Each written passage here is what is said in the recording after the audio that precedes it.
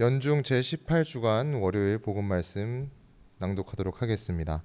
마테오가 전한 거룩한 복음입니다.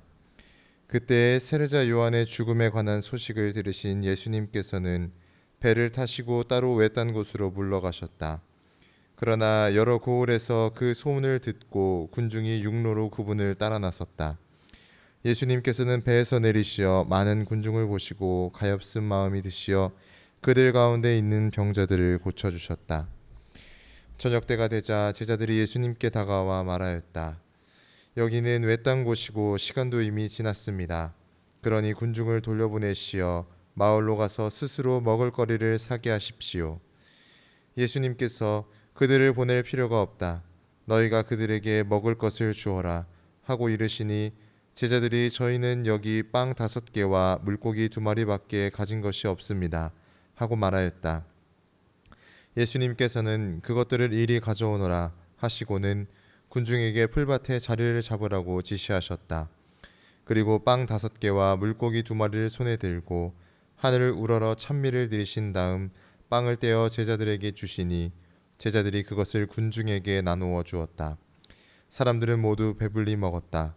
그리고 남은 조각을 모으니 12광주리에 가득 찼다. 먹은 사람은 여자들과 아이들 외에 남자만도 5,000명 가량이었다. 주님의 말씀입니다. 그리스도님 찬미합니다. 찬미 예수님. 네, 우리는 어느 때에 당황하게 되나요? 당황하는 순간들이 참 많죠. 저는 오늘 강론 말씀을 준비하면서 당황했습니다. 사실 지난 주일 복음 강론하고 오늘 복음을 준비하면서 이 복음이 둘 다 오병이어에 관한 이야기여서 많이 당황했습니다. 그런데 지난 주일에는 요한복음에서 나오는 오병이어에 관한 기적 이야기를 들었고요. 그런데 오늘은 마테오복음에서 오병이어의 기적 이야기를 듣게 됩니다. 이렇게 가까이에 같은 내용이 나오면 조금 당황스럽습니다.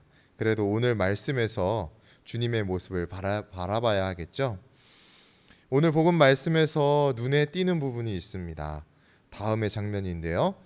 예수님께서는 배에서 내리시어 많은 군중을 보시고 가엾은 마음이 드시어 그들 가운데 있는 병자들을 고쳐주셨다. 대학원 1학년 때에 영성 심화의 해를 보냈습니다.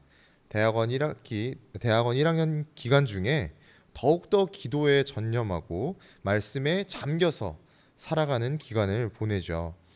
그때 영성지도 신부님께서 이렇게 말씀해 주셨던 게 떠오릅니다.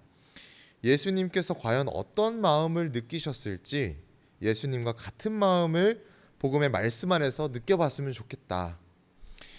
복음을 묵상하면서 어떻게 묵상해야 하는가라고 고민이 들 때 지금 들으신 내용을 기억하고 같이 묵상해 보는 것도 굉장히 좋을 것 같습니다. 예수님과 같은 마음을 느끼려고 우리도 한번 묵상해 보는 것이죠. 그런데 오늘 복음에서는 아주 친절하게도 예수님의 마음을 직접적으로 표현하는 부분이 있습니다. 바로 가엾은 마음이라는 표현이 나오죠. 예수님께서 군중을 바라보시면서 가엾은 마음이 드셨다라는 것, 이런 표현이 나옵니다. 그런데 과연 예수님께서 예수님께서 가엾은 마음이 드셨다고 하는데 과연 어떠한 마음일까요? 아마 우리와 마음의 거리가 있는 사람들에게 느끼는 근데 그 사람도 불쌍하다고 느낄 수 있겠죠. 그런 사람들에게 드는 이런 값싼 동정심은 아닐 것입니다. 예수님은 직접 그 사람들, 군중들을 바라보시고 그들을 사랑하셨고 그리고 가엾은 마음으로 그들을 바라봐 주셨습니다.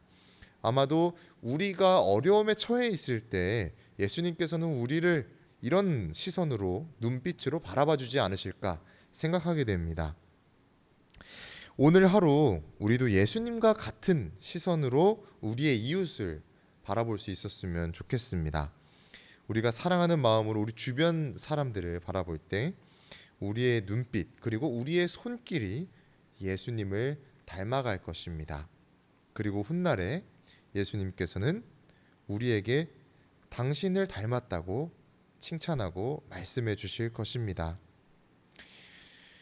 영성채송으로 강론을 마치도록 하겠습니다.